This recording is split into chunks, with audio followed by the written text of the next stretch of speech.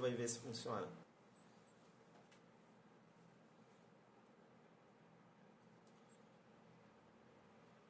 Vamos ver se está travando. Acho que não vai dar certo.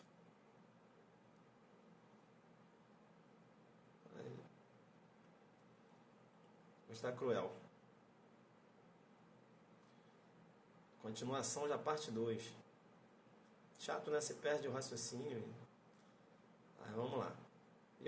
Essa aula ia ser muito top. Mas do jeito que tá, vamos tentar, né? Vamos tentar.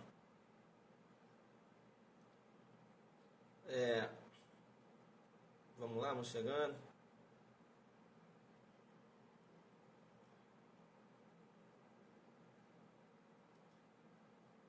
Vamos lá.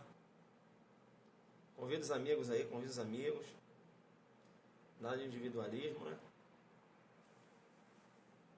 Vamos jogar duro. Tomara que segure isso aí. Se não segurar, pessoal, aí a gente vai ter que desistir hoje, né? Essa internet aí tá muito ruim. Posso começar? Tá travando? Como é que tá? Tá travando? Vamos lá então. Acho que eu vou continuar de onde eu parei. Beleza?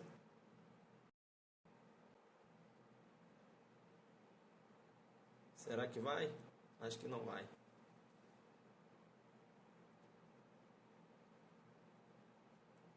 travando.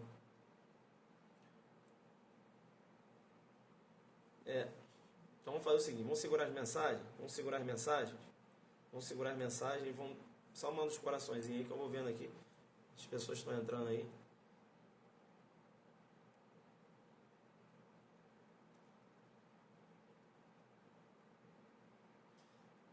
Tá.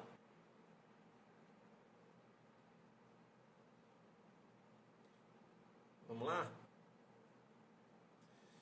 Bem, o que acontece? O vídeo está travando, né? A gente está tentando aqui, o vídeo está travando. Bem, eu tinha falado aqui acerca do artigo 28. Perceba bem que o artigo 28, né? Eu já li o artigo, inclusive, você vai ver lá nos outros vídeos anteriores. Perceba que o artigo 28, ele não estabelece uma pena privativa de liberdade, né? Você tem aqui no artigo 28, por exemplo, a questão aqui do porte de droga para uso próprio, você tem aqui a advertência, né, sobre os efeitos das drogas, você tem a prestação de serviço à comunidade e você tem medida educativa de comparecimento a programa ou curso educativo. Veja bem, aí eu pergunto, será que o 28 é uma infração penal? Veja bem, infração penal eu tenho duas espécies, né? Eu tenho crime e tenho a contravenção. Crime, punido com detenção ou reclusão.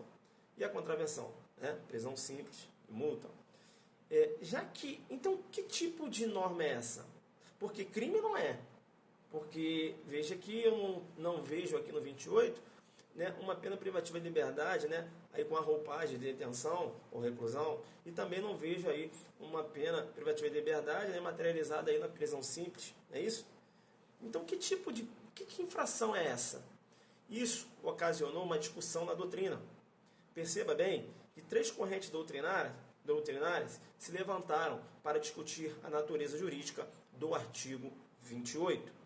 A primeira corrente, capitaneada aí pelo professor Luiz Flávio Gomes, entendeu o seguinte: olha, o 28 não é uma infração penal. O 28, na verdade, é uma infração sui generis. Né? Sui generis. Né? É sui generis. Por quê? Porque, veja bem, como pode ser uma infração penal? Né? Se a infração penal eu tenho duas espécies. Eu tenho crime, prisão, detenção ou reclusão. Ou eu tenho a contravenção, prisão simples, né, e multa. Então, o que é o 28? Né? Ele fala assim, o 28 é uma infração sui generis. Bacana? Legal. Uma segunda corrente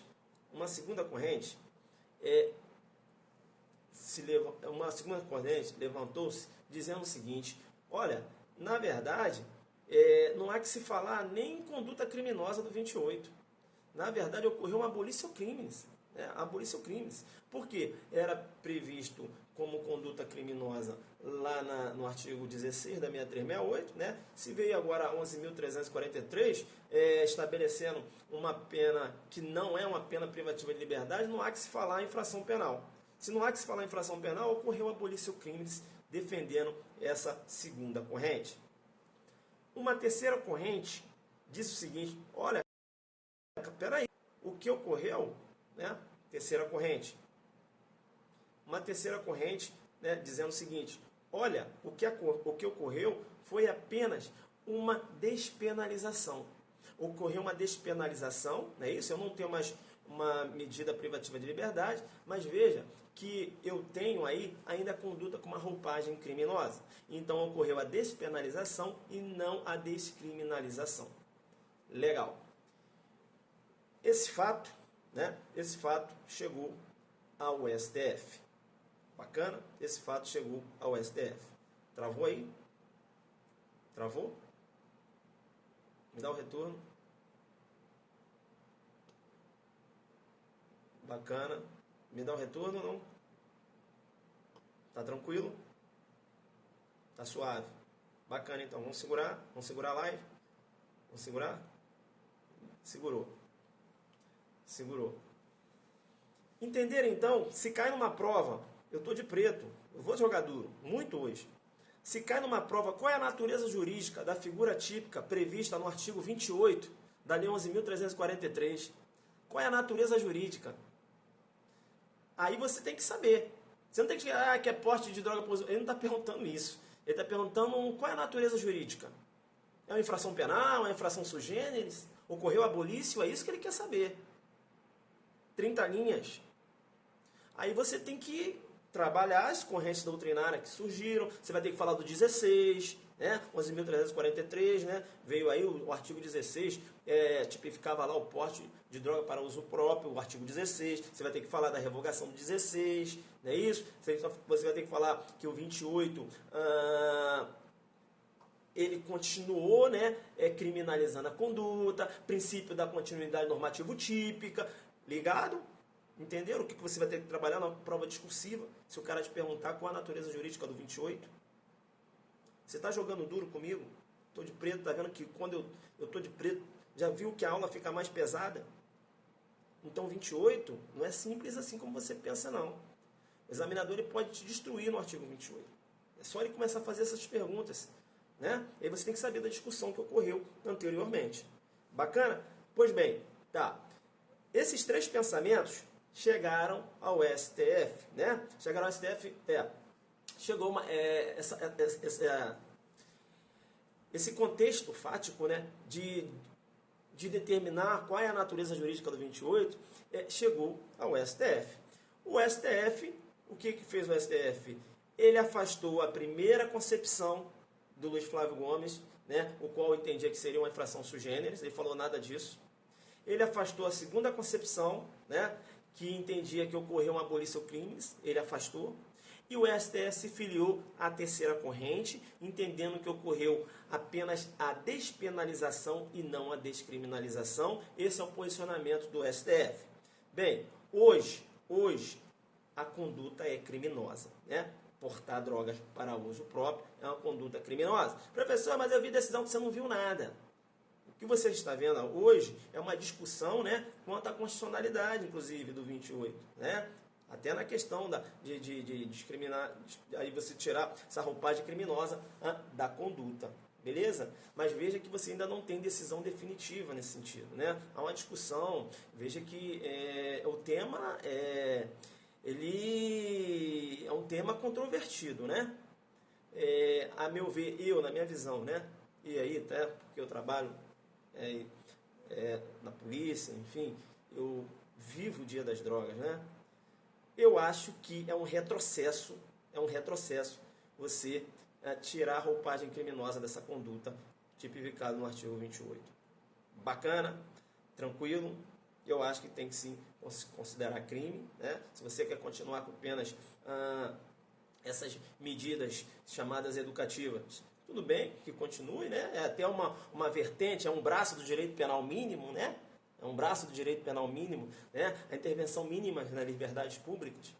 Né? O 28 materializa isso, é o direito penal mínimo. Você tira a prisão, né, para aplicar uma outra medida. Tá entendendo? Viu aquelas aulas que a gente vai jogar duro de novo? Então veja que, sabe por quê? Porque você vai chegar ao ponto do cara chegar numa delegacia, de frente à autoridade policial para registrar uma ocorrência, fumando um cigarro de maconha. E aí, você prendendo um traficante, né? Você prendeu um traficante ali e o cara fumando um cigarro de maconha e registrando uma ocorrência. Entenderam não? Eu vou falar outro dia, né? Hoje a gente vai tratar do 28, do uso. Tem diversos aspectos aqui que a gente tem que trabalhar. Beleza? Então tem que ficar muito esperto, né, no que se refere a esse tema que está sendo muito discutido. Pois bem, alô, saber? Saber, saber. Saber, saber. Bacana. Legal. Hoje está todo mundo comentando a decisão do STF, né? E eu estou falando de outra coisa. Pois bem. Legal. Entenderam, então, numa discussão do 28, o que você tem que abordar, né? Inicialmente, se perguntar a natureza jurídica, você tem que trabalhar esses aspectos aqui que eu estou trabalhando com você. Legal? Bacana? Legal. Analisando o 28, analisa o 28, o bojo do 28, né? Analisa aí o 28. Olha só o que ele diz. Quem adquirir, guardar, tiver em depósito, transportar ou trouxer consigo para consumo pessoal drogas sem autorização ou desacordo com a determinação legal ou regulamentar. Lendo de novo, né? Quem adquirir, guardar, tiver em depósito, trouxer consigo para consumo pessoal drogas sem autorização ou em desacordo com determinação legal ou regulamentar, será submetida às seguintes penas. Eu já falei as penas que essa pessoa será submetida, né? E veja que essa pena não é uma pena privativa de liberdade, né? Na verdade, são medidas educativas, né? O que você verifica aqui. Pois bem, o que eu quero falar com você? Perceba bem que o verbo usar não consta no bojo do 28, no caput do 28. Então, usar por si só é fato atípico. Professor, mas se o cara está usando ali, a polícia chegar, será que vai ser o fato atípico? Bem, ele não vai ser preso por estar usando a droga, né? Pelo fato de estar usando a droga. Ele vai ser preso e conduzido à delegacia porque antes de ele usar, ele conduziu a droga para aquele local. Bacana? É isso. Legal? Pois bem, né? Porque ele portava a droga. Legal. Pois bem, tem um casal de namorado, o Zuquilindo e a Zuquiteia. Perceba bem, né? Perceba bem que o Zuquilindo, ele gosta de usar drogas, né? Aí chegou perto da Zuquiteia, falou: Zuquiteia, meu amor, ela também se amarra numa droga. Ele tem uma droguinha aqui, você quer? Quero. Aí ela: me dá aqui não, vou te dar não. É o seguinte, ele falando: eu sou um cara romântico, coloca a boquinha aí. Aí ela vai, coloca a boquinha, ele pega a droga e coloca na boca dela e ela começa a fumar. E ele segurando. E ela fumando. A polícia chegou no momento. Veja que ele cometeu o delito, porque ele transportou aquela droga para aquele local, né? E aí a gente vai falar do uso compartilhado, tudo. Veja que ele levou aquela droga para aquele local. E ela não, porque ela só está usando, né? Está na boquinha ali, ela só está usando. Ela não conduziu a droga para o local, entendeu não? Então ela só está usando. Ele colocou na boca dela, ela está usando. É a mesma coisa dela estar num determinado local e ele chegar com a droga. Ele chegou, ela já estava lá. Né? Ela nem sabia que ele estava levando a droga. Ó, tem uma droga aqui, usa aí. Aí ela começou a usar. Veja que em relação à conduta dela, o fato é atípico. Mas em relação à conduta dele, não, porque ele conduziu a droga para aquele local. Deu para entender? Então se coloca um probleminha assim na sua prova, né? E aí coloca que o cara chegou no local e a namorada, ele no gesto de amor, colocou um cigarro de maconha na boca dela, a polícia chegou no local e aí você vai jogar ela no uso, você vai dançar. Por quê? Porque ela só está usando. Vocês entenderam o que eu estou falando? Já viu aquele gesto de amor que o cara dá uma colherzinha na boquinha da mulher? Já viram isso? É isso, ele coloca uma droga, um cigarro de maconha na boca dela. Entenderam ou não? Então fica muito esperto no que se refere a um problema desse, né, nesse naipe aí. Que aí você vai jogar a mulher no uso e você vai dançar. Por quê? Porque não dá para enquadrar a conduta dela no uso. Beleza? não dá para enquadrar ela na conduta de portar drogas para uso próprio. Que, na verdade, esse nome é iuris, a doutrina que deu, né? Você olha aqui, não tem esse nome. Bacana? Então, tranquilo. Eu pergunto para você, será que aquele usuário, né, que foi abordado, será que ele tem a obrigação de provar que aquela droga era para uso próprio? Será que ele tem a obrigação de provar que aquela droga era para uso próprio? Perceba bem que quem tem que provar, né, que a droga era para tráfico e não era para uso é a acusação. Então, perceba bem que é o MP que vai ter que provar, né? Inclusive, você tem decisão recente da STJ nesse sentido, né? Então, não há que se falar na inversão no ônus da prova. Quem tem que provar que aquela droga era para tráfico é o MP. Então, o usuário ele não é obrigado a provar que a droga